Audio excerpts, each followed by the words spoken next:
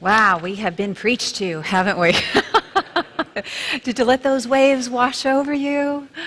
I'm so glad you're here today. I'm so glad that we get to be together today in this Healed series. Last week we started with the very first one, which was about healing our intellect and our emotions, and we learned a little bit about shadow and about balance and about persona and how we can integrate all of that into a wholeness, the mind of Christ that was in him, letting that mind be in us and allowing that whole being, the wholeness of life itself with no exclusions to be who we are. And today we get to go into the body and into our physical healing. And before we get started, we want to make sure everybody's ready. So does anybody here need a body? You all have one? Okay. We need one. Ushers, please, one just down here. All right, so I think we're all fully equipped for our lesson here today. And we want to start out by taking a little bit of an inventory, a physical inventory of our own bodies. So if you would join me in closing your eyes so that our awareness goes into our body.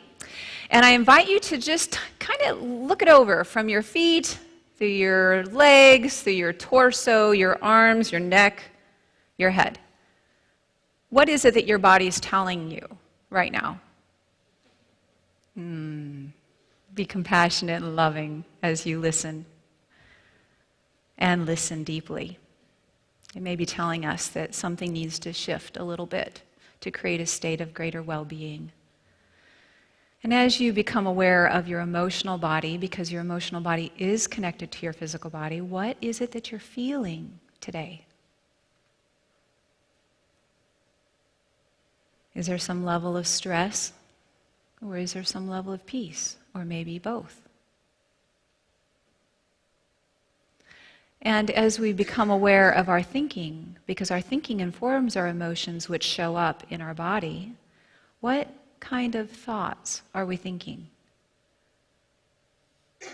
If you had to put a percentage of time to the thoughts that you are experiencing that are associated to stress, to fear, to anxiety, what percentage of your time would that be? And you may want to make a mental note of that, or even a physical note of that in your bulletin. There's notes. And what percentage of time are you thinking thoughts of peace, of love, of joy, and of creation? And make a mental note of where that number is. And then I want you to also scan the way you are being with your body. What kind of foods and what kind of beverages are you giving to your body to build from? Are they the best choices that you can make?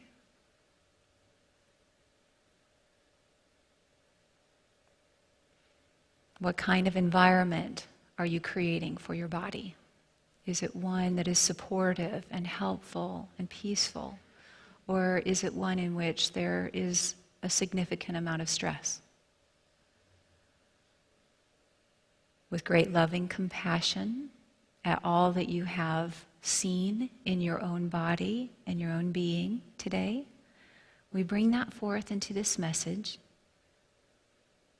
When you're ready, open your eyes, beautiful souls. So our body is our vehicle that we ride around in while we're on planet Earth. And it's just like the vehicle that you rode here in and you got out of and you came into the sanctuary. When you're done on this planet, you're going to get out of that vehicle and go on.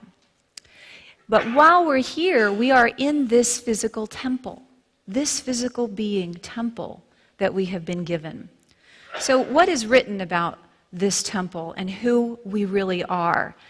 In 1 Corinthians 6:19, it says, "Do you not know that your bodies are temples of the Holy Spirit, who is in you, whom you have received from God?"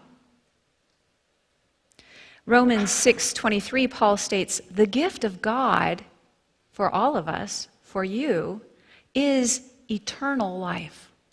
Eternal.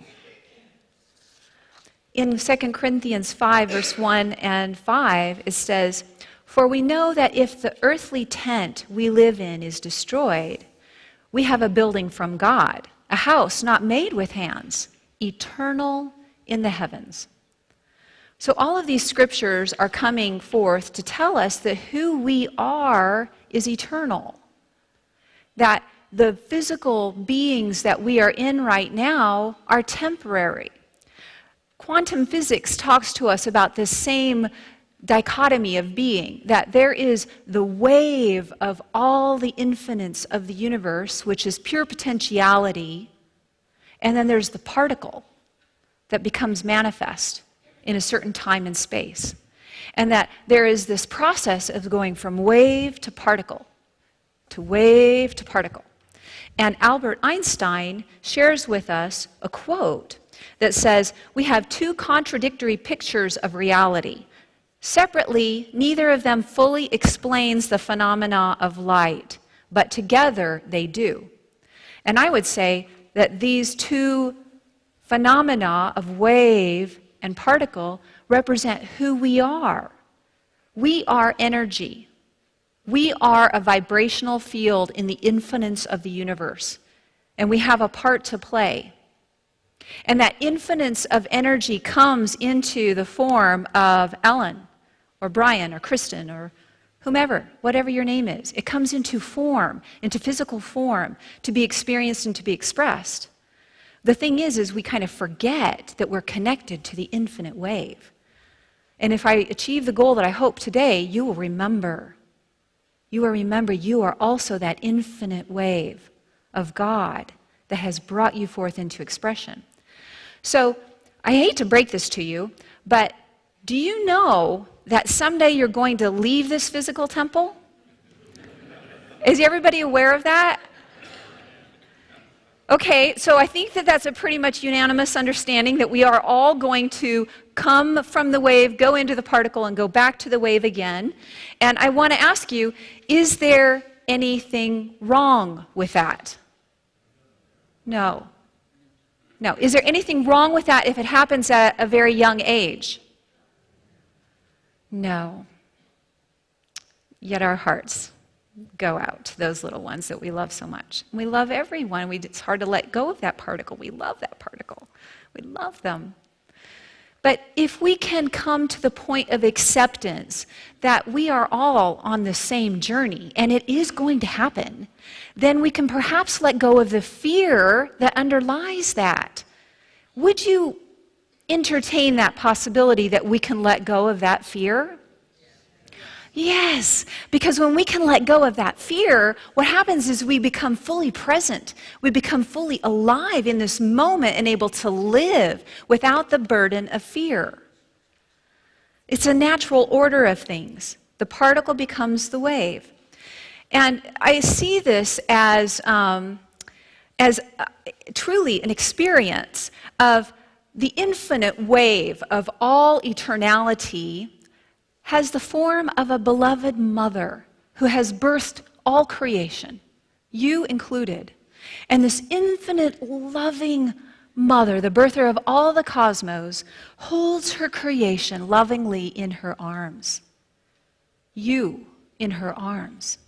And has given life to this beautiful being and holds it so tenderly and preciously in her arms. And she loves, without condition, you, eternally. And we, in the arms of our infinite Creator, have fallen asleep into this particle of experience of which we are in right now, the dream. We are in this dream of physical existence. And it's fine. She just rocks us and loves us and celebrates us and enjoys us. And then some days happen that we fall into a nightmare. We fall into a nightmare in her loving arms. And this benevolent, loving infinite of all creation, oh, sweet love, Sweet love. It was never meant to be a nightmare, ever. And she rocks us gently, and she tries to gently soothe the nightmare by kissing our brow and saying, honey, it's all right, I'm right here. The infinite is right here. And perhaps that calms the nightmare, and the dreamer within the dream can awaken to the presence of the infinite right in the dream. Or perhaps that mother cannot soothe the discomfort. Perhaps she has to just gently awaken her little one to say, sweetheart, remember who you are. I am right here. I draw you back to the bosom of my love. There was nothing that ever hurt you, nothing that ever harmed you. And that means to come home into the infinite of the radiant wave of existence of love. Either way, whether we awaken within these bodies or we graduate and go into the next room in our Father, Mother, God's mansion to be in the embrace of love, either way, it's okay. She loves us and embraces us and treasures us. So let us not harbor any fear or any concern about the nightmare. We can awaken. I want to share with you two stories this morning. The first one is of a woman who woke within the nightmare. It was Myrtle Fillmore, who was born a very long time ago. And when she was 41, she was diagnosed and had a prognosis of tuberculosis that she would only live for 6 more months. That's a pretty startling thing to hear. And she went to a lecture by E.B. Weeks, and in that lecture, the veil of the nightmare of her existence was pierced by words of truth. E.B. Weeks told her, and she heard and landed in her conscious awareness, I am a child of God. I am a child of God, and therefore I do not inherit sickness. And those words of truth embedded in her consciousness, and through the practice of affirmative prayer, she kept remembering, being in the energy and the vibration of that truth, and bathing her body in love, asking its forgiveness for any thought she had thought before that time that was less than the truth. And over 2 years, she healed completely from an incurable disease at that time. She started an affirmative prayer ministry, 24/7 prayer ministry called Silent Unity, that's been in existence for 130 years and is still in existence today, that you can tap into by calling 1-800-NOW-PRAY. So that consciousness of truth continues to go out into our world. And Myrtle awoke within the dream and lived to be quite old. She died in 31. And she knew, and she was consciously choosing to pass over into that next realm. But you might say, yeah, that was 1931, Kristen. That was kind of a long time ago. What about today? How does this really happen today? And I'd like to share with you another story, Anita Morgerani, who was a woman who at the age of 42 had stage 4 lymphoma cancer. And in 2006, she went into a coma. And she actually went out of the particle back to the wave into a near-death experience. And in that experience, she realized the power of fear and how much she was thinking and making choices in her life from fear, and that cancer had been caused by all of that fear. And she chose to come back to the planet. She's alive on it right now. She's written a book. That book is called Dying to Be Me. Can you feel that for a minute and the license it gives you? We don't have to die to be me. We can be me today. Dying to be me, my journey from cancer to near death to true healing.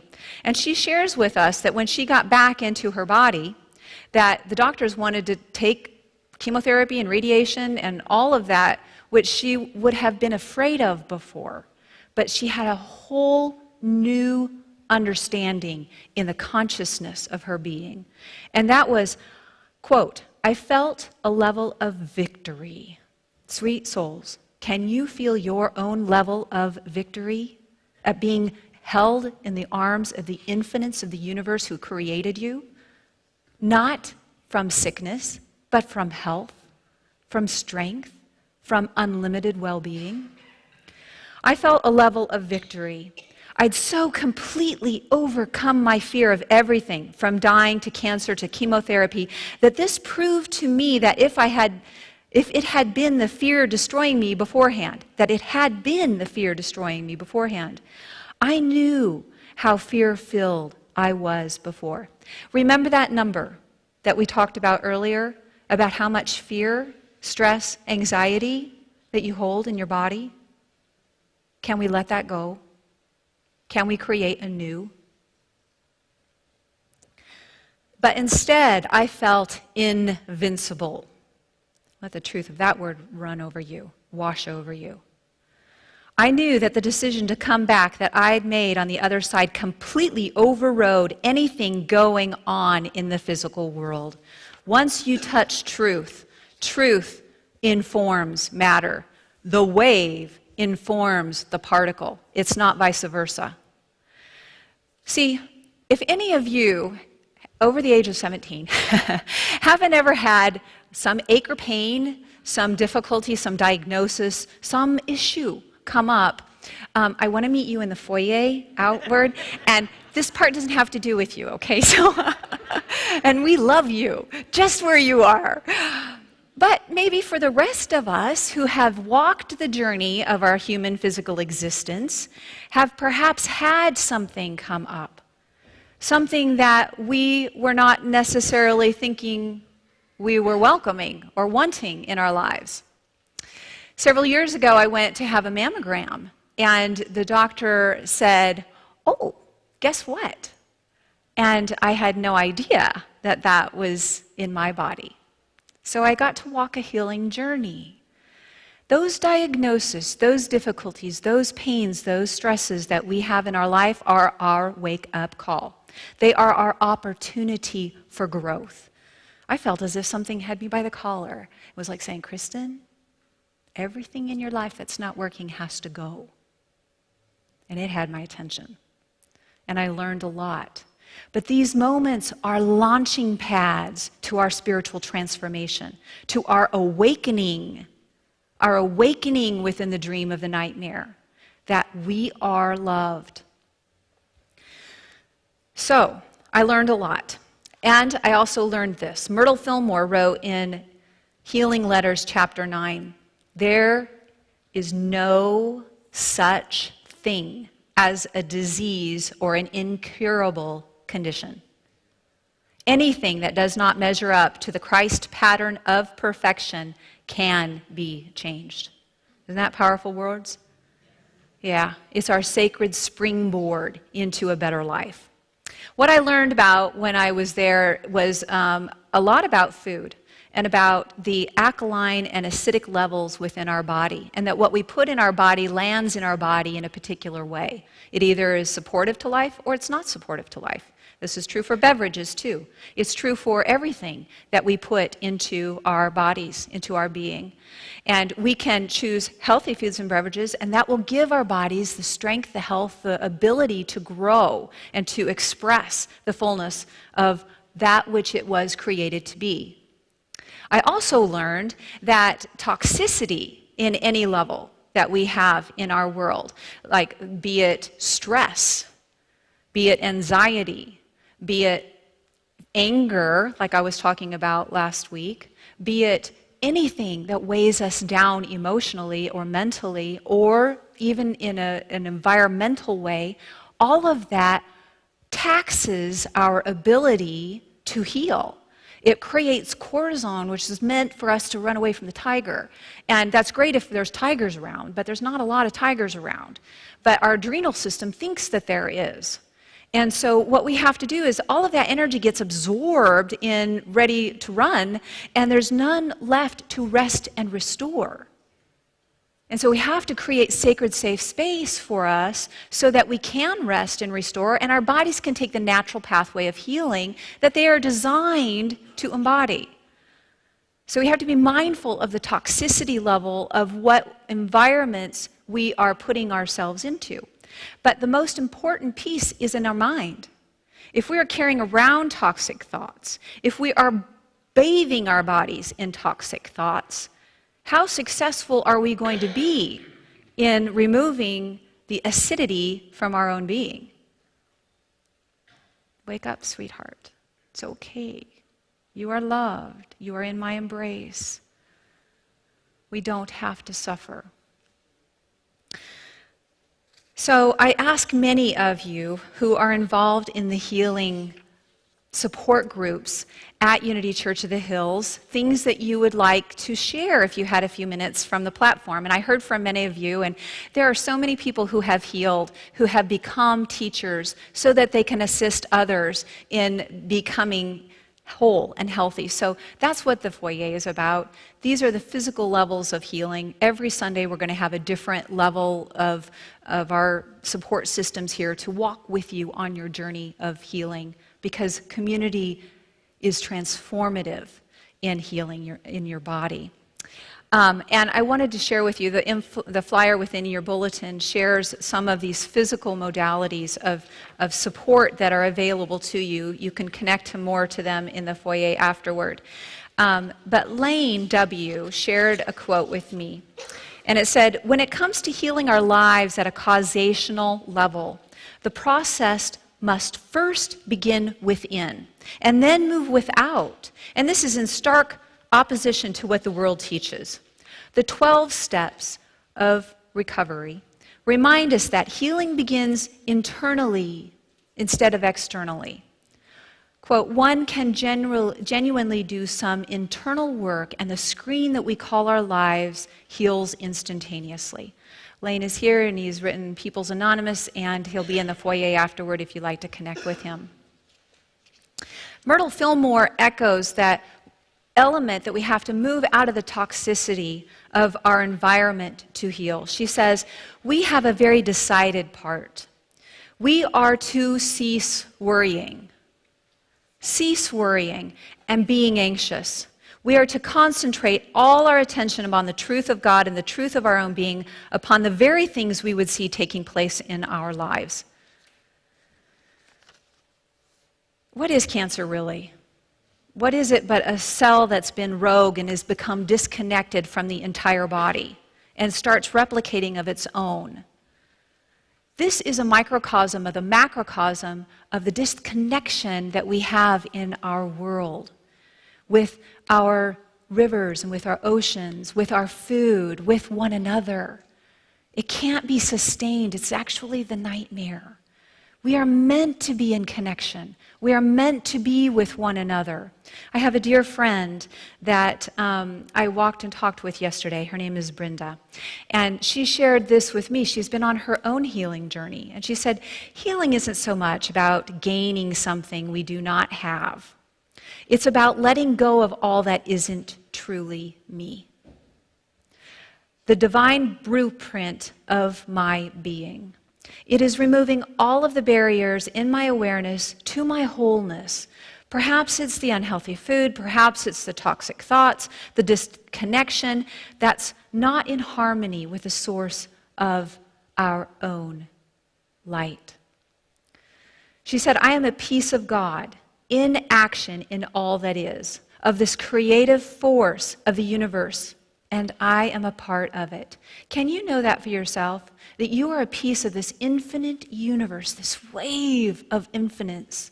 You are a part of it. Here to delight and experience it. Here to allow the manifestation of that divine blueprint within you to become what it fully is. We are here to learn, to laugh, to discover, to share, to connect, to love one another. And if we do that in our lifetime, then our life will be a success. For that's what we are birthed here to do, to live that divine blueprint that is within us. In closing, I'd like to share with you from Michelle Longo O'Donnell. She was a pastor and an author and the creator of the Holistic Health Care Center near us in San Antonio, Bernie area. She says, "I now see all disease as an interruption in the intact and eternal state of perfection in which we were formed. We must understand once again who we are. What we have come here to be, and what condition we have been made in. So I'm going to switch that around. I want you to take that in. Can you remember why you are here? That you are eternal, that you are not this physical form, that you will go back into the infinites once again. That is from where you have come. What condition have you been made in? I am a child of God, and I do not inherit sickness. I inherit wealth and health and wholeness and happiness and peace. We must claim our authority, Michelle continues, and sense of dominion, our power of choice. We must lose the victim mentality and stand in our own feet as eternal, mighty sons and daughters of God that we are, that you are. We must choose to look long and hard at the glory and the light that lies within us. Nothing new needs to be added or sought after or discovered, only released, only revealed. We only need to find how easily we can allow the intrinsic wholeness, which is the natural state of existence, to be freed. One paradigm, thought, shift of truth understanding will correct all conditions of confusion and darkness that we call disease. So friends, one more moment. What is it you're going to walk out of here today with? Remember the inventory that we took at the beginning? What will you commit to being and doing differently in your life? Perhaps it's just to remember who we are, held in the embrace of the divine who loves us so much, that wants us to awaken to the truth of our divine inheritance. You are whole. We are whole. It has always been so. It always will be so. And for that, we give great thanks for the truth that sets us free. Thank you, Infinite One. Amen.